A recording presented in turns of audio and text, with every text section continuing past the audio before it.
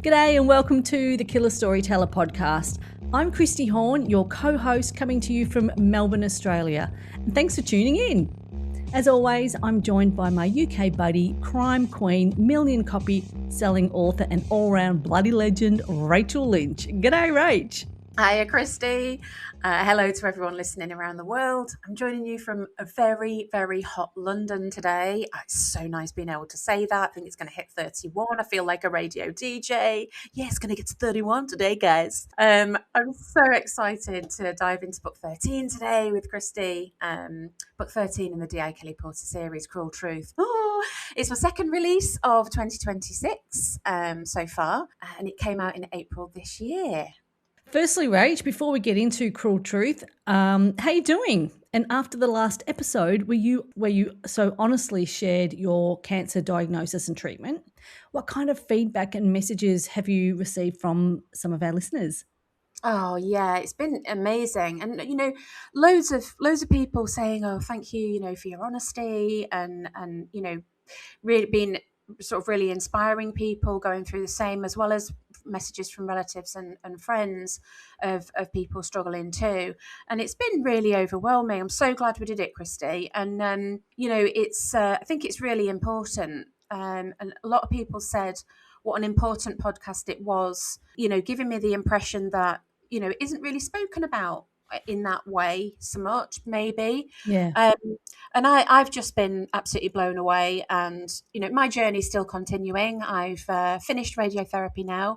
If you're on YouTube, you will see my lovely headwear. Very nice. It's far too hot in London for a wig today, so I've got my parrot hat on. And so I'm a lot cooler. So finished radiotherapy, and I'm now starting immunotherapy for another 6 months. So, it's a long journey, but I'm feeling really good. I'm feeling alive, feeling as though, that chemo is behind me. Feeling strong, starting going to the gym, started doing yoga. So things are looking good. It's up and down. I have good weeks and bad days, but generally I really feel as though I'm sort of, I put a post on Instagram this week about emerging from my cancer hibernation, because Mike and I went into London for a night, and that's kind of how it feels.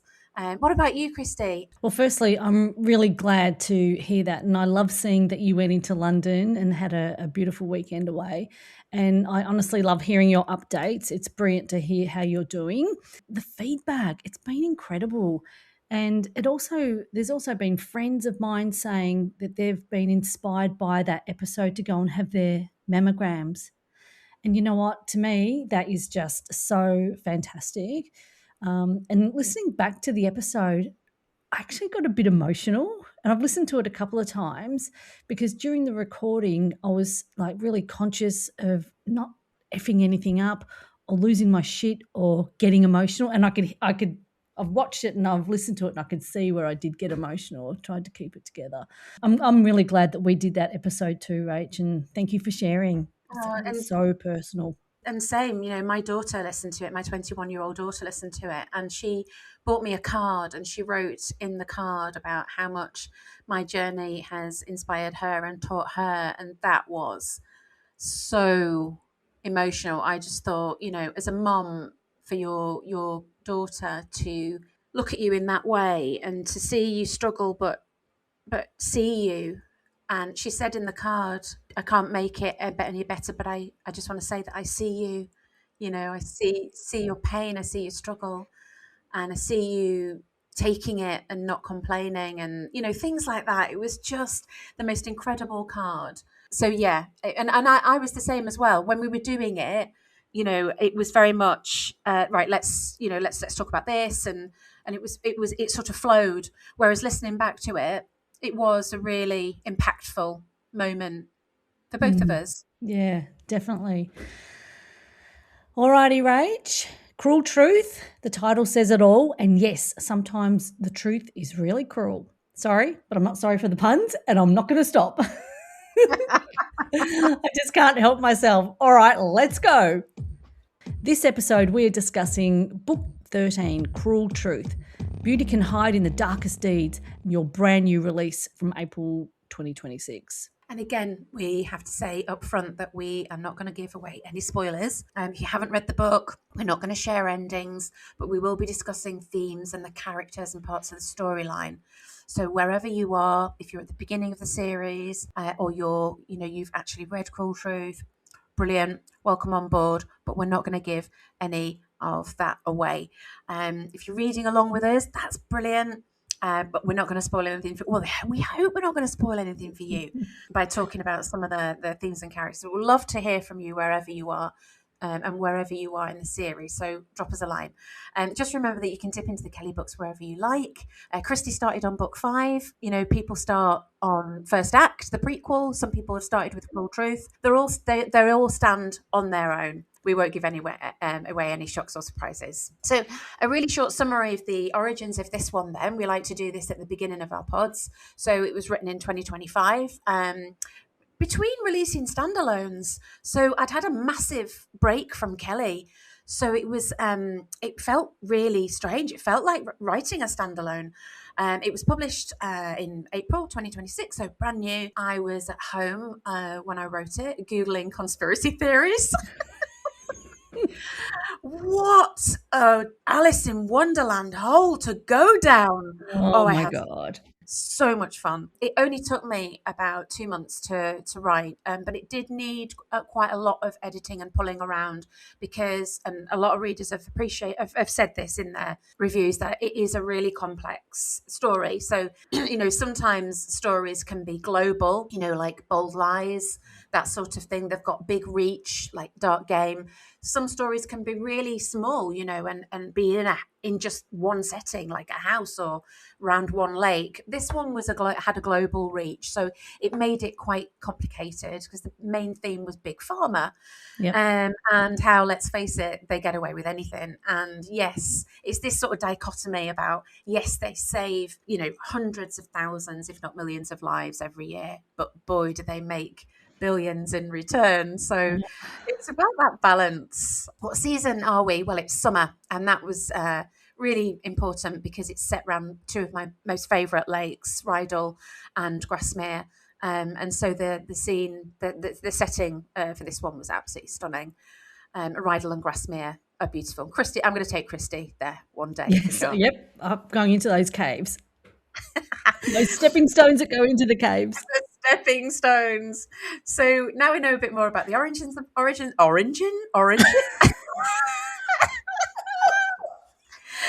now we know a bit more about the origins of the book. It's now over to Christy to give us that famous 100-word summary of Cruel Truth. This is my favourite bit. Oh, that's so good. Okay, here goes, Rach. On a perfect summer evening in the Lake District, Beauty hides something deadly. In Cruel Truth, a pregnant young woman is found dead beneath a boat on Rydal Water, and within hours, a second body falls from the heights of a luxury hotel, her brother. D.I. Kelly Porter is drawn into a dark world of billion-dollar wellness empires, dangerous supplements, corruption, control, high tech, and secrets that are buried deep. As the investigation tightens, so does the threat. Witnesses vanish, truths are silenced, and Kelly, her team, and Ted are targeted. Because this isn't just murder, it's control. And the deeper she digs, the more terrifying the truth becomes. Awesome. Ta-da! Ta-da! God, I love that too. It's so good. So this area is one of my favourite parts of the Lake District. Rydal and Grasmere, just a bit of geography, about the area and why I chose it. I mean, the caves are amazing. And so, that I always wanted, every year we go to the caves and I always think, right, I've got to set one of my books in here. And there's also, it's like a little sort of, that area is like a little sort of nest, and it's surrounded by some of my favourite fells, and some of them are in there. So Helm Crag, for example, is nicknamed the Lion and the Lamb. That's in there. And it's in the book? Yeah, because from the road, it looks like a big lion sat in front of a tiny little lamb. But then as you go around the road, some people say it looks like somebody playing a piano, or, people like to anchor, places in the Lake District with little, local names. So this. I just wanted to say that this area is really special to me. And for our international listeners, a fell is like a small mountain, right? If you live somewhere where you've got huge mountains, like the Rockies, for example, or where are your closest mountains? The high Christy? country in Victoria, so they're really high. What sort of really high? What would you say? 2,000 plus meters. Yeah. So a bit like the Alps in France, isn't it? Yeah. So in the Lake District, our highest mountain is about just over 1,000 meters. So compared to a lot of places in the world, they're small. But the beauty of the Lake District is that they start from the bottom. There's no foothills, because it's not big enough. So you can see the mountain spring up from the lake up to the top. That's what the beauty of that area is. So, it's not like a huge, vast range, where you've just got peak after peak after peak. You've got one at a time, which is lovely. And that's you've also got the combination of the lakes and the forests and the mountains as well. So it's very aesthetic. Beautiful. Thank you so much for that extra explanation. So it's great for us to understand the geography of it, because it's a different word to what we use here in Australia. All right, first up, Rach, I just have to say how much I enjoyed this book. And it is so clear to me you had fun writing it, because I have a number of hilarious quotes and I just love this book so much. It's an absolute solid 5 stars from me, okay? I think I might need to stop being careful, Christy. I'm just putting too much comedy in these crime. They're supposed to be crime books. It's getting brilliant reviews. People are saying it's their favourite Kelly book yet. Oh, that must be so fantastic to hear, Rach. Really unreal. We talk about this a lot on the podcast because it's getting... Oh, crikey. Steve Irwin's just popped in. Crikey. Crikey, mate. Okay, we talk about this a lot on the podcast because it's becoming such a signature of your books, taking these breathtaking Lake District locations like Grasmere and Rydal Water and layering them with something deeply sinister underneath. It's one of the things you do so brilliantly, is that contrast between beauty and brutality, light and dark, and the postcard perfect scenery. But this constant undercurrent of dread, Rach, what is it about putting darkness into beautiful places that makes crime fiction hit even harder? Sorry for the long question, but I couldn't help it. Yeah, I just love it. I mean, even I can't help myself now. I'll go to the Lake District. So Mike and I are going to the Lake District in 2 weeks, and I am beyond excited. So we are staying in Keswick for 2 whole weeks, and so yeah, when we're going for that long, it means that we can just look at the weather and go, right, today we'll do this. It's not going to be rushed. We can take our time, and it's also a first real test of my fitness as well, to see how I'm recovering. It is so important to me to anchor stories in the right place and have a sense of place figure so importantly in the story, which is why I put the Kelly books there in the first place. And a lot of people who read them say that the lakes has grown as a main character in the books. And that's why, for me, the authenticity of the locations is so crucial. I can still have a bit of artistic license, I still make little things up like cafes and beaches and roads and the tourist spots giving life to the setting. Maybe the amount of time it takes Kelly to get somewhere, for example. Oh, okay. That's interesting. Yeah, I mean, you've got to take a little bit of artistic license, and I do get pulled up on it sometimes by local. Yeah. Cumbrians, which is quite funny. But every single setting is one that I love, and I have a real powerful memory of sitting there and looking around and absorbing the beauty, but also imagining what might be hiding there. So like I said, I can't help it. I go now and I'll be walking down a really isolated path. There won't be anybody around for miles, and I'll think, oh, okay, that's a good place for a body. Don't you do that, Christy, when you're in a beautiful part of Australia? Don't you go, oh, I could just murder somebody here? that's my default setting. There's just endless opportunity. The setting is just as important as the plot in these books, I think, because the mountains, the lakes, the rocks, the forests, there's just endless opportunity to create drama and danger hiding around every crag. And crag is another name that we have for the fells. It's in the isolation, the wilderness, the raw power of that scenery. And you just said something back there where you're talking about the lakes has grown as a main character in the books, and I 100% agree with you there. And we have one book coming up where it's not in the book as much, and I kind of missed it. So I think that's Little Doubt. First Act, it was the prequel, wasn't it? Oh, Yeah. yeah. Then Little Doubt was the urban one, wasn't it? Yeah, so that's coming out next after this one. Yeah. So I find that absolutely so fascinating, Rach. But you also write that tourism in Cumbria is worth around £3 billion a year, which is just enormous when you think about it. But do you feel that scale when you're writing, that these Lake District settings like Grasmere and Rydal Water aren't just beautiful backdrops, but real communities with a lot happening beneath the surface? So, for instance, you use a real cafe in this book, because I Googled it. I think I've signed up to a newsletter. Oh, the Fairyland Cafe. It's absolutely gorgeous. It is. It is like just what it says. It's a little fairyland. So you have these beautifully painted wooden caravans. The old-fashioned wagon type with the big wheels. Yep. And the canvas over the top. So you've got those dotted around. You've got these beautifully wooden painted rowing boats there as well, which you can hire out. And I contacted the owner, and I said, look, this is what I do. This is, what I'm thinking. I'd really like to use your cafe, tongue in cheek. It is where the first body's found. Is that okay? And he came back and he said, yeah, brilliant. Do it. Put us in there. And if you follow him on Instagram, if you follow the Fairyland Cafe on Instagram, he always puts pictures of the beautiful rowing boats with the backdrop of the fells around Grasmere, because his cafe actually goes down to the water. It's so pretty. But tourism is really important for my stories as well, because you've got this transient population coming in and out of the Lake District as well, which is really hard and makes it really hard for the police to track criminals.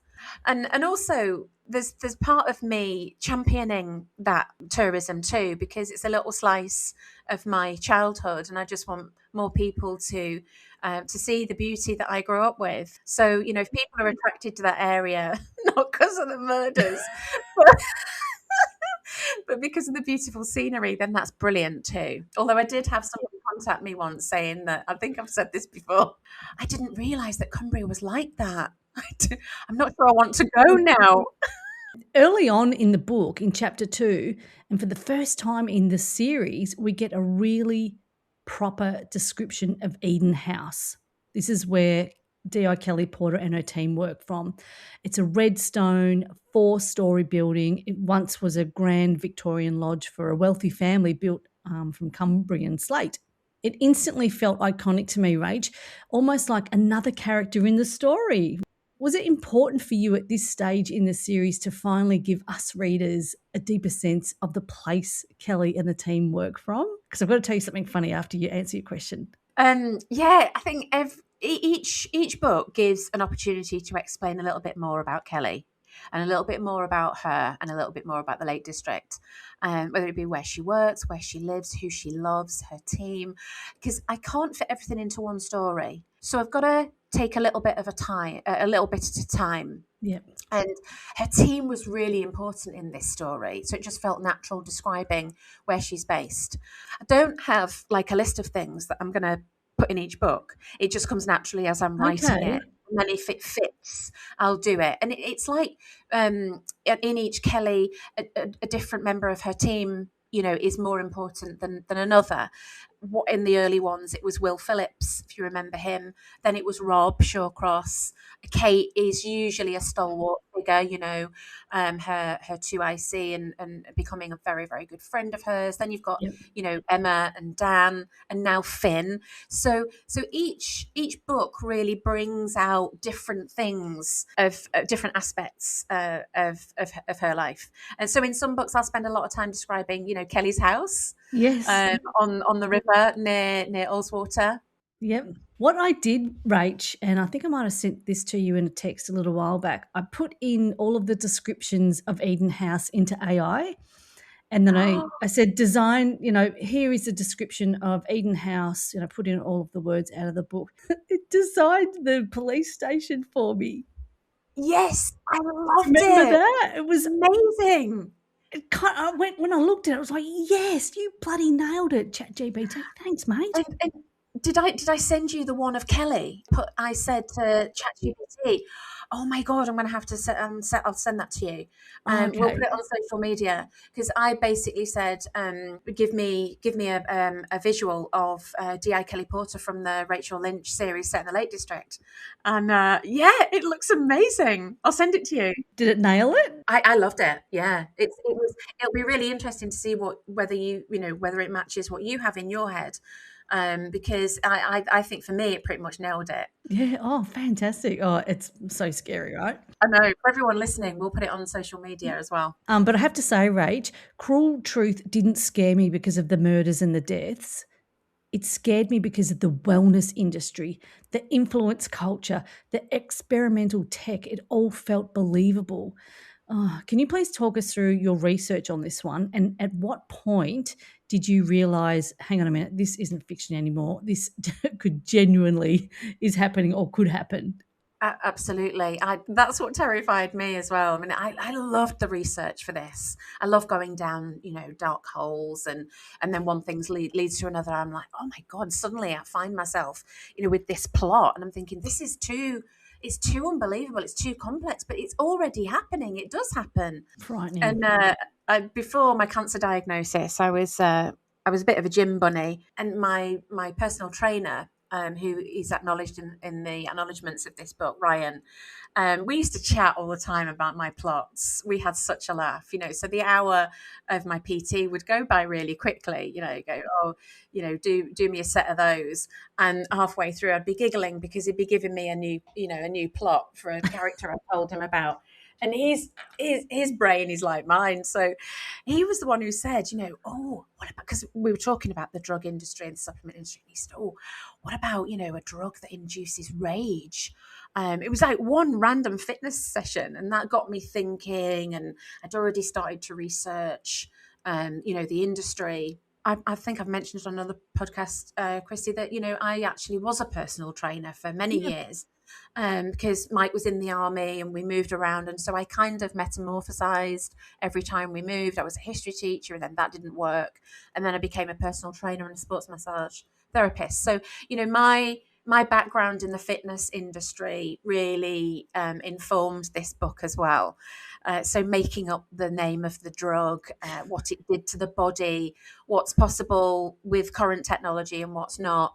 Scarily, it's all very viable. So that's what I created the story around. And then it just seemed natural to go into conspiracy theories, because obviously there are people who believe, that we have been sitting on cancer cures for decades, and it's a plot by Big Pharma not to release them because they make so much money out of keeping us poorly. So, you can't just dismiss them. You've got to appreciate that there is quite a sizable portion of people who actually believe that COVID was a big hoax to poison us all and things like this. So I went down this other rabbit hole of conspiracy theories then, and then about where all that money goes to, and then who rules the world. Oh my God! And it just went on and on and on. And I mean, are you a fan of conspiracy theories? I could talk about them for hours. I switch between yes and no. Working in universities and working market research pretty much my whole career, it's evidence-based, and you've got the research there in front of you. But then there's this other side of me. It's like, yeah, nah, we never went to the moon. Right? Did you see that flag wasn't flapping, or the footmarks on the moon dust? I mean, that's just bullshit. Hold on a minute. How did they get that buggy in that little tin can? How? Yeah, exactly. No, Jesus. I had a follow-up question for you, but you've kind of answered it for me. But FairGro and Youth Blast are the supplements that you've got in the book. They are great product names. And every time I read FairGro, I can't even speak, I'm spitting everywhere, sorry. But But here in Australia, we say, "Oh, fair go," or so it made me laugh every time. Oh, Like, no. "Oh, fair go, mate." Oh, well, I'll take my kicks where I get them. If that made you laugh. But, I've also thrown out all my supplements. The krill oil Oh. tablets, vitamin D, gone. Oh, no. Oh, mind you, I totally sort of thought all of my supplements as well with my diagnosis. And the irony is that I wrote this book before I was diagnosed with cancer. So I was researching all of this and I was digging deep into big pharma. And then when I got diagnosed, my friend, this round where I live, north of London, all the way up to Cambridge, is like big pharma territory. So we've got GlaxoSmithKline around here, we've got Roche, got friends who work for both of them. And that's where my drugs came from that saved my life. I'm like, I've just written this book on conspiracy theories, and yet it's their drugs that killed a 3.5 centimeter tumor. So it's personal to me. It's also made me think a lot deeper. It also reminded me when I was writing it. It's my agent who said this on the first read. It was the Manchurian Candidate. Can you remember that? The Richard Condon novel. I mean, it's a really old novel. The original novel was about the Korean War, but then the films. I think my favourite one is the Meryl Streep, Liv Schreiber one, and that's like got a political slant, hasn't it? Whereas the one before that, I think there was a version in the 1960s, and that was about the Vietnam War. But this idea of mind control, it's a great fictional tool. I think I had fun with it. It's so frightening and bloody scary. So yeah, great movie, by the way. Okay, now this book is jam-packed with some really brilliant, memorable characters, and in fact, some of my faves. And what I loved is that even the smaller players felt really fully formed, Rach, like they've walked in from a real world beyond the page. So, for example, from Melvin, I said Melvin then. Keeping that one in. Yeah. And his heartbreak and Tilda's coldness, Jamie and Paul spiraling in completely different ways, the influences. I'm so curious, Rach, how did you build characters with that much depth in a fast-moving crime novel without losing the pace of the story? Oh, amazing, Christy. That's such a compliment. Thank you. I don't know. I just imagine them doing what they do, and how they would react to something, so for example, as shocking as what happened to Jamie. And I kind of draw on what I see. When I'm writing, I visualize everything. And so when I see a character, I look at their background, the way they might talk, the way they might dress, the way their social media might look, the way they interact with people. So in October, I've been invited to do a masterclass on creative writing in a Cumbrian castle. That sounds like a fictional line, doesn't it? I know. I'm so I want to excited. come. I know. So obviously, I'm going to do a bit on characterization. And the thing about characterization is what is in the person's orbit. It's not about just describing what the person is. It's much more helpful and visual and emotive, I think, for a reader to understand how a character behaves and what music they listen to, who they love, who they hate. I think you get a lot more from that rather than just saying, David wears a blue shirt and he's got brown eyes and he walks with a cane. Do you know what I mean? So Yeah. I think I've just learned how to do that over the books. It's so clever because instantly you can visualize them in your mind's eye. I love that. Particularly with the two main characters there, Jamie and Paul. You described them so well. But anyway, I'm going to get to our most favourite characters a little bit later on. But then there's Sandy Cooper. Honestly, she storms into this book like a chain-smoking wrecking ball. She's hilarious. She's manipulative. She's ruthless, completely self-absorbed. And when I was reading it, I couldn't wait for her next scene to come about. Did you know from the beginning that she was going to be such a scene stealer?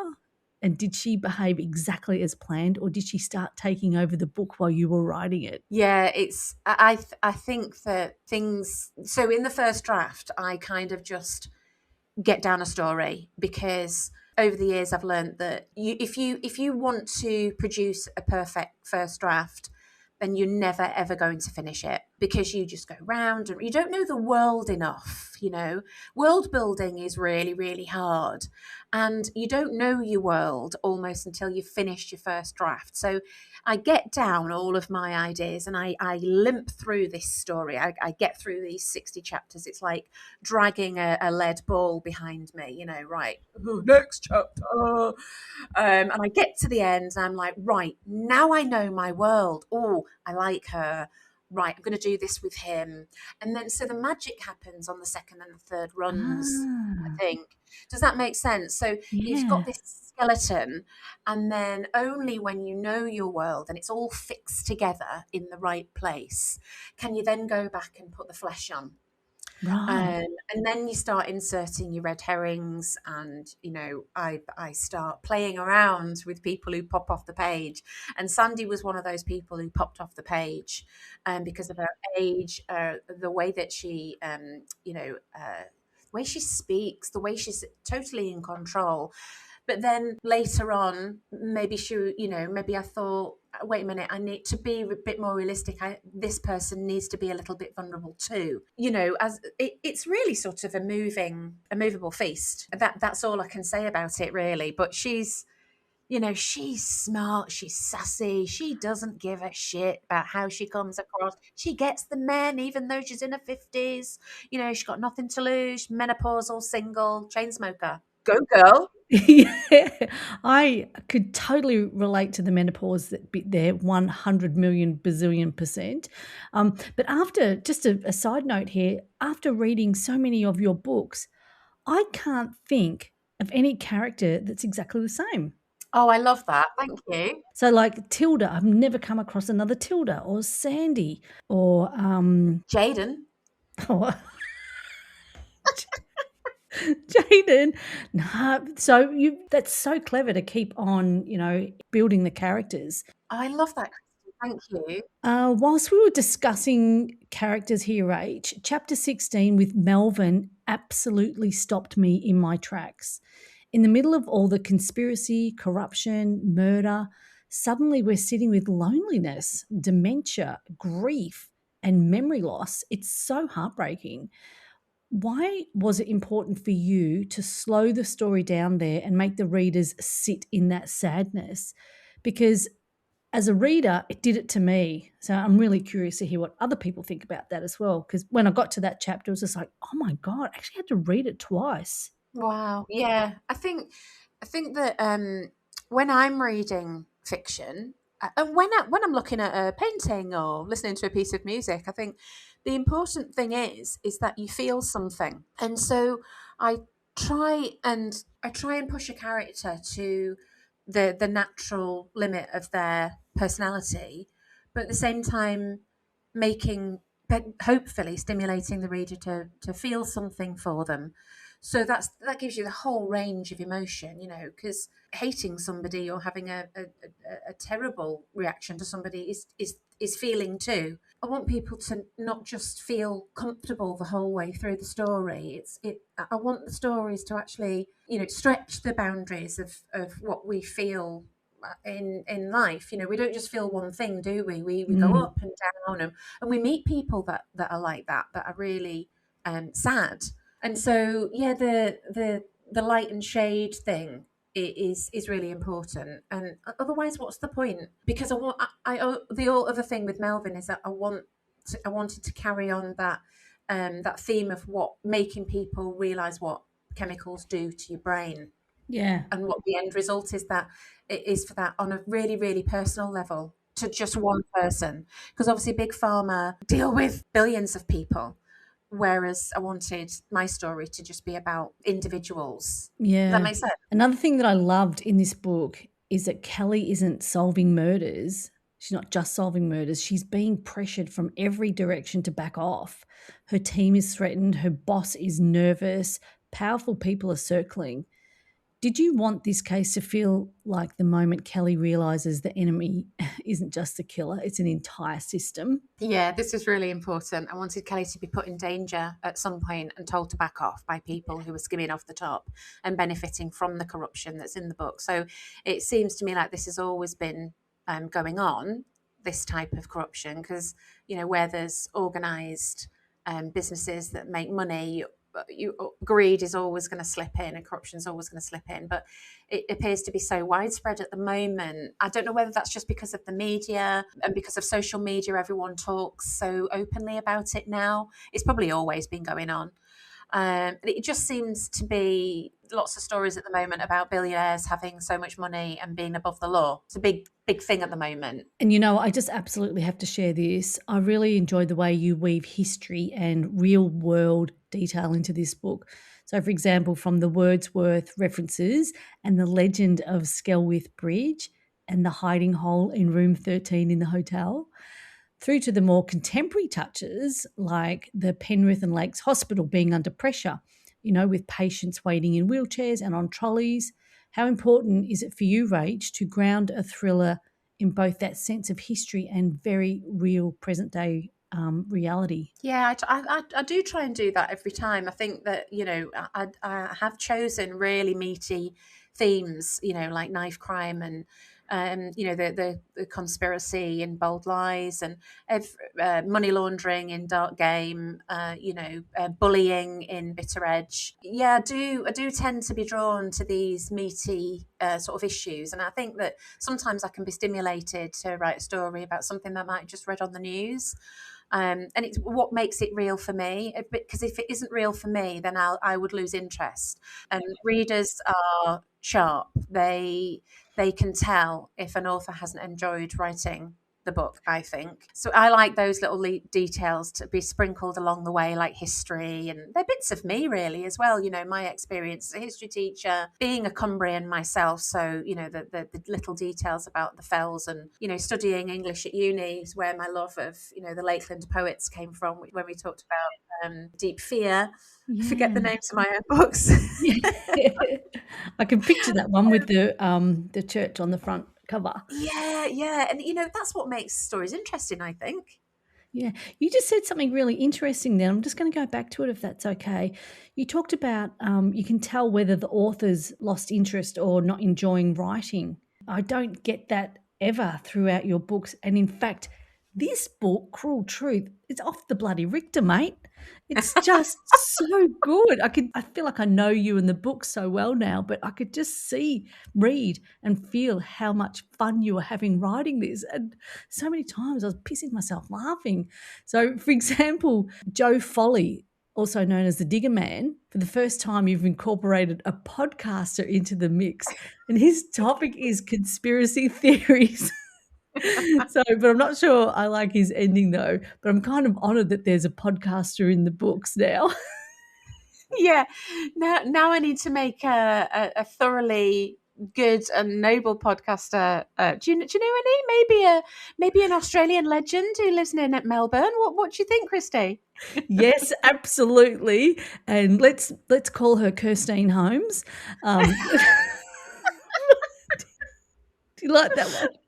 I get called Kirsty all the time. I bloody hate it. But Kirstine Holmes. Kirstine. Sounds like you're off Kath and Kim. Kirstine, do you see what she did to me, Mum? Because I reckon that's totally got legs. So yeah, let's chat off mic, because that's a whole nother podcast. But what I really respected about this ending in Cruel Truth is that you don't wrap everything up neatly. The final chapters and the scenes in this book come together so well, but not neatly. People are damaged beyond repair and the truths come out too late and justice feels really messy. Was that your way of saying that in the real world, exposing corruption doesn't always lead to a clean or happy ending? That's how it felt to me, Rach. And plus, I was really pissed off too. Yeah, that's exactly that. It felt wrong to have everyone made accountable, because it just simply wouldn't happen, would it? And I was pissed off. I wanted to, make it all neat and wrapped up. But powerful people are not held to account like the rest of us, and that is the whole point of the story. Yeah, absolutely. Fantastic. Okay, some parts of this book were quite challenging to read and to keep up with, especially around the tech. And there were moments I didn't fully understand it until the stories and they were revealed a bit later on, like particularly with Melvin, Paul, and Sandy. But it also made me realize how close some of this technology feels to reality. And honestly, that's what makes it so frightening. Yeah, and I think I was pretty chuffed that I was able to pull off this story, to be honest with you, because there were moments when I was writing it that I thought I can't pull this off. There's just too many in a space of 300 and odd pages, 60 chapters. There's just not enough room to pull off this big global conspiracy. So I did have to. It was really a question of balance. And I think that a lot of people have said, this is a really complex story, but I got it in the end. And when I got it, it hit me between the eyes. So I'm really chuffed with that. But you know what? This episode has just flown because I could happily keep chatting, and maybe we have to have another follow up or some bonus Q&A with you because we haven't nearly got through all of my notes and questions, Rach. But I guess we have to wrap it up someplace. Did you see my copy of the book? I've got little notes and tags popping out everywhere, and Yeah, I love that. I so love it though, because it's like chatting about a real world, isn't it? yeah. So why don't we dive into a few fun and thoughtful reflections on Cruel Truth? So we've got a couple of little speedy questions so we can give you guys a little bit more information about the book. Let's go to the first one here, Rach. I had to Google this. Was there anything in the book that you had to stop and look up? Oh yeah, loads in this one. Making up the components of neurohydroxy 14, which, if you're interested, is glutamate, hydroxy 11, and androstenedione 3. None of those exist, but the names do, just not quite in that combination. I also had to check who said give the masses bread and circuses. I wasn't quite sure if it was Cicero, but actually it turned out to be Juvenal.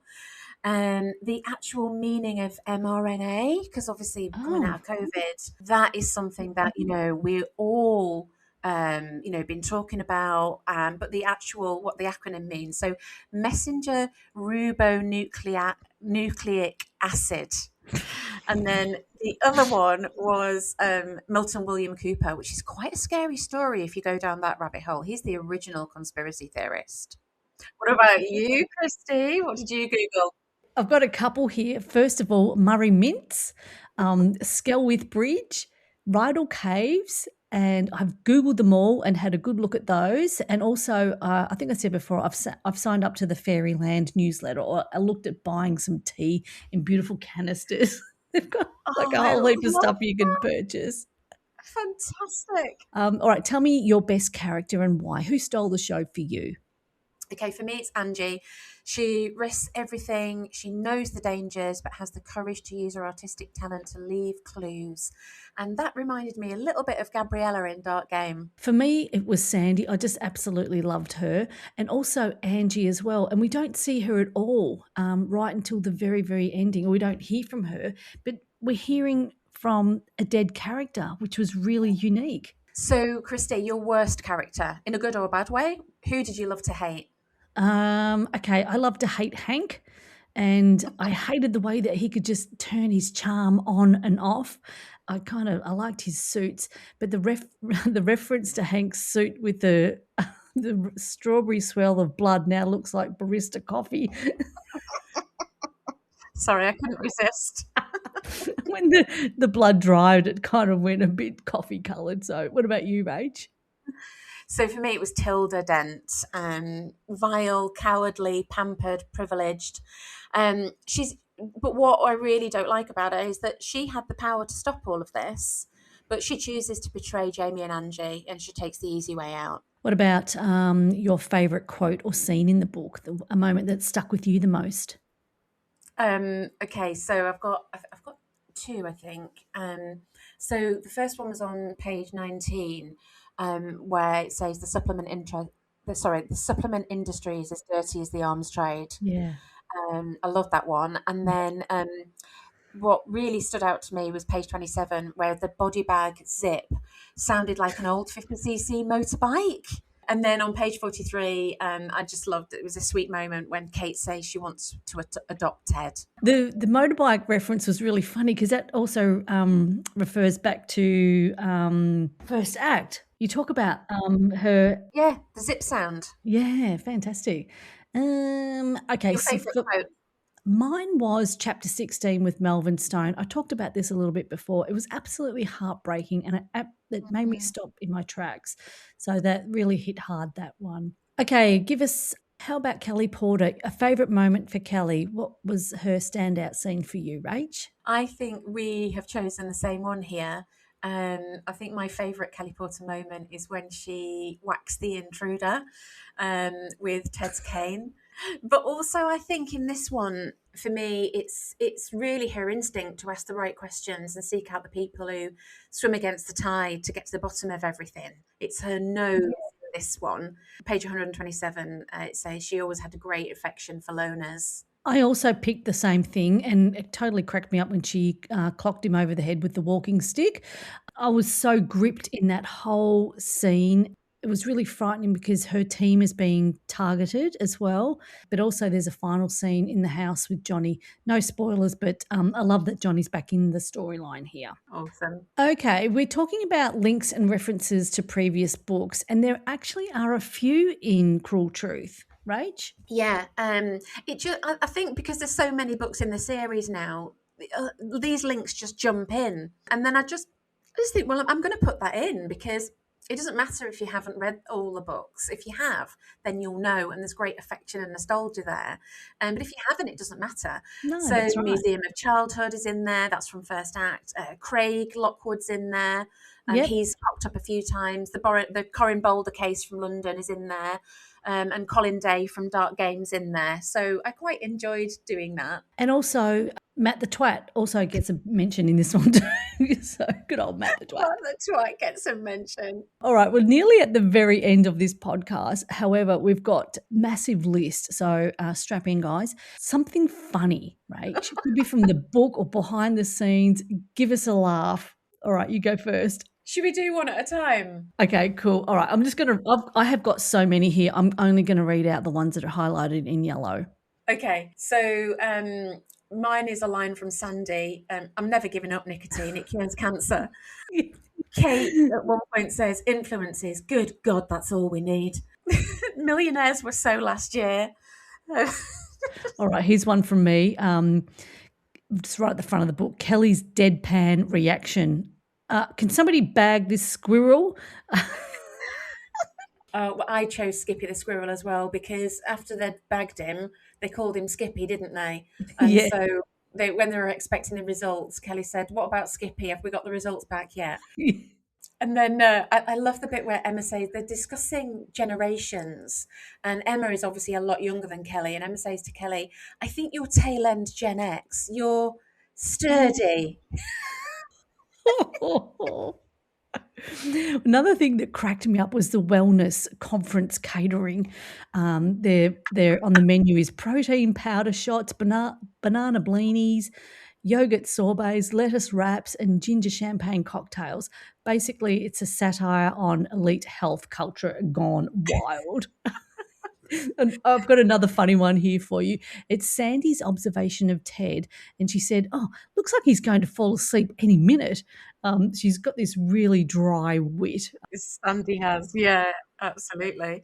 I love the bit towards the end where I think it's Johnny that says, "You're invincible, Kelly Porter, but everyone needs a Murray mint." Yeah. There's another really funny bit. It's right at the front end of the book. There's absolute conference chaos after the body incident, and the body falls through the glass ceiling, and then there's a guy on hand, and his name's Lee, and he slips in the blood, and he slips onto the body that's not dead yet. And the poor guy who's dying. Oh my God, I'm so sorry. It's just like, whoa, whoa, whoa, whoa, whoa. Oh my God. And then there's another really funny one here that I've highlighted. It's at the back end, and it's around Kevin streeting, and Kelly's been interviewing and she says something like Kevin Streeting's behaving like he's had a lobotomy. A lobotomy. It was so good. It's just really blunt, dry, funny humour. Brilliant. There's just so many moments in this one. I don't know what I was on. I think maybe because I hadn't written a Kelly for ages, I just thought, right, get this all down. Yeah, get this all out. It's like, have you heard you must know the Sweeney, do you, Christy? Series set in London years ago. So I think it was Joe to Kelly on page 206. Who do you think you are? The fucking Sweeney? That's quite a common saying. Yeah. In Britain. Yeah. I don't know. There's just these little smatterings of dry humour, because I think her and Kate have got a great sense of humour. And police have this banter. I've got to. I want to honour that by talking about the chat that goes on.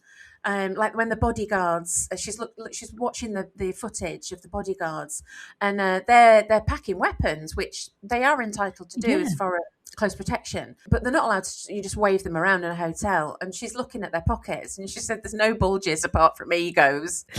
Her wit really came through in this book. There's another really funny bit about when she's chatting to people she's interviewing, got this sarcasm about the wellness culture, including the line about not being able to add peace into a smoothie.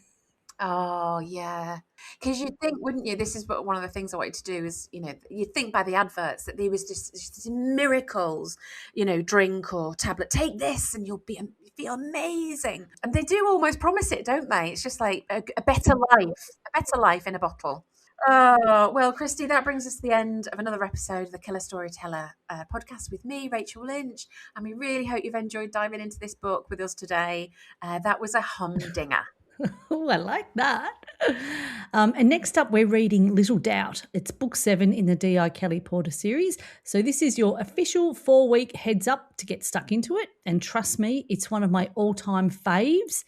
Until I read Cruel Truth, that's right up there. So it's absolutely fantastic. And don't forget, you can find us wherever you get your podcasts. If you've enjoyed this episode, share it with a fellow crime fiction fan. Great idea, Rach. Hit subscribe so you never miss an episode. And we're also on Instagram, YouTube. Come and join us there and say g'day. Alrighty, Rach, this was another killer ep done. Did you enjoy this one as much as I did? Oh, loved it, Christy. Alrighty, that's it for us. Over and out for now. Until next time, enjoy reading. Bye, everyone. Bye, Christy. See ya.